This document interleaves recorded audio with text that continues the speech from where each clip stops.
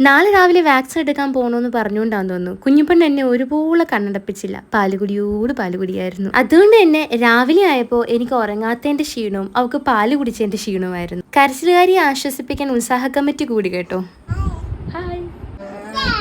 ലൂലുപ്പനാണ് അതിൽ പ്രധാനി. 10ാം ക്ലാസ്സിൽ വെച്ച് പല്ലേക്കമ്പി അഴിച്ചെങ്കിലും ഈ ഒരു ക്ലിപ്പ് ഇപ്പോഴും ഇടും, ഇല്ലെങ്കിൽ പല്ലിന്റെ ഫ്രണ്ടിൽ ആ ഒരു വിടവ് വരും. ഇവിടെയൊക്കെ കയറിയിരുന്നിട്ടൊക്കെ കുറേ നാളായി. കാരണം ഗർഭിണിയായിട്ട് വന്നപ്പോഴൊക്കെ കോംപ്ലിക്കേഷൻസ് കൊണ്ട് ഈ പരിപാടിക്കൊന്നും നിന്നില്ല. അങ്ങനെ കഴിച്ചുകൊണ്ടിരുന്നപ്പോഴാണ് നല്ല അടിപൊളി മഴ.